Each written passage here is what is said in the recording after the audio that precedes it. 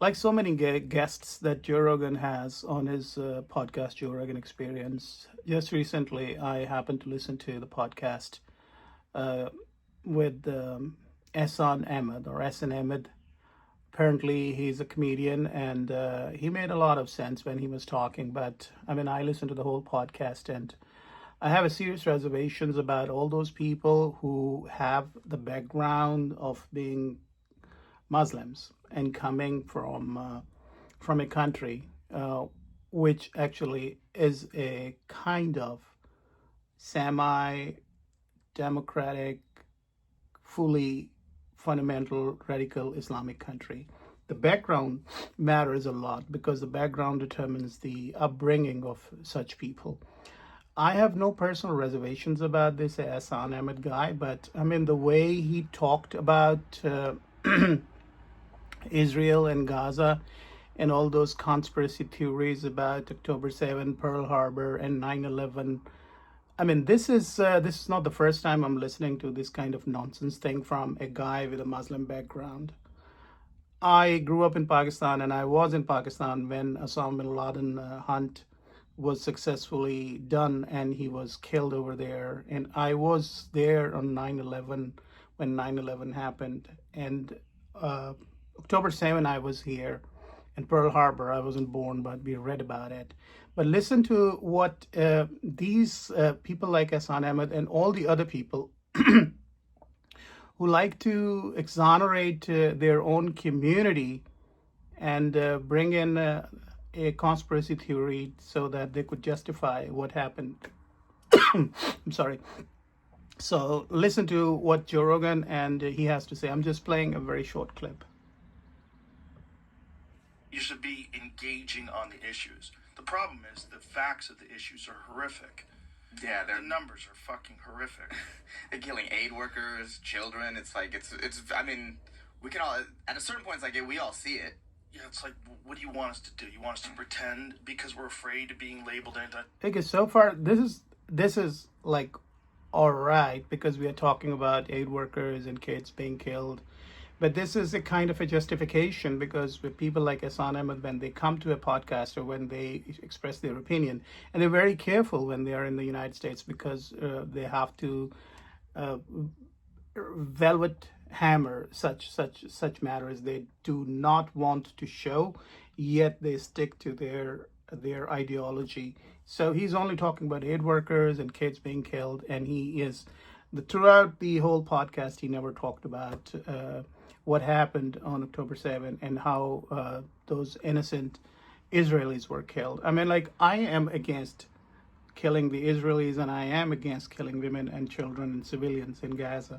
But, I mean, you will never ever listen to any Muslim, even he is a very modern, very well educated, or very well exposed to the world politics and the fabric of the international global dynamics, they would still carefully trade between these two areas, and they will always come up with a theory which exonerates the Muslim community, or which comes up with a theory which actually implicate the Jews or the Christians or other communities. For example, in case of 9/11, I heard in Pakistan and all over the Arab world and Middle Eastern countries, wherever I went to, people said that it was done by Jews, and all the Jews were not there on that particular day when 9/11 happened. They were all on a leave on that particular day, or they all left before it happened.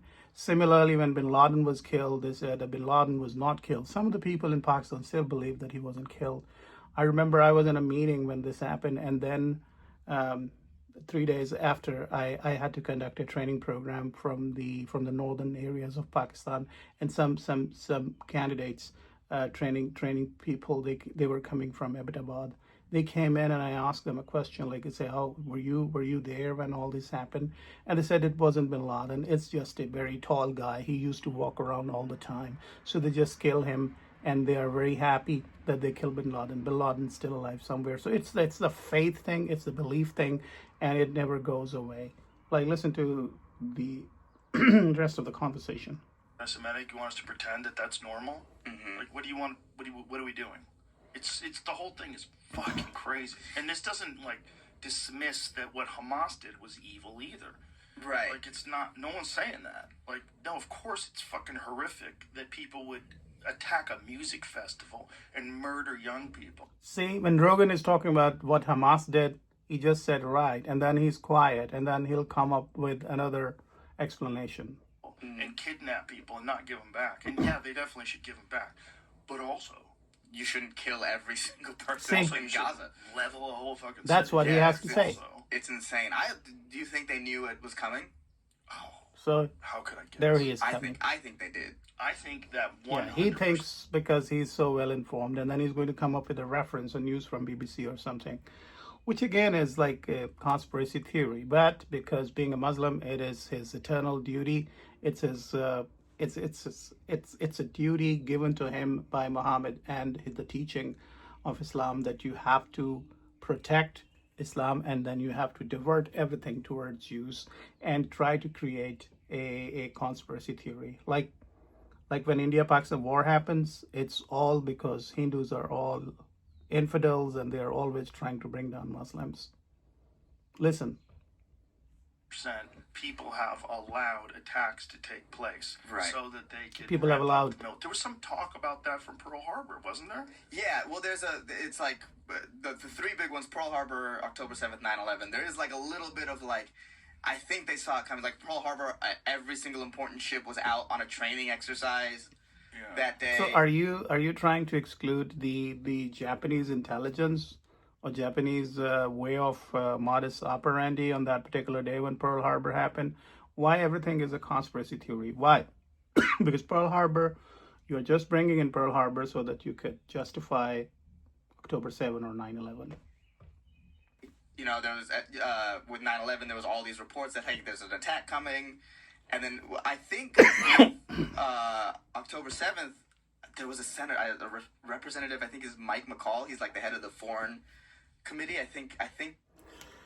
So all I have to say is that when people like Douglas Murray come in and they talk about this, that he has to be very careful in bringing in people, and I don't mind. I mean, like I really like the list of guests that he brings in, except for a few exceptions, and some of them were really like a pain in the ass for Rogan too, like Dr. Zahi.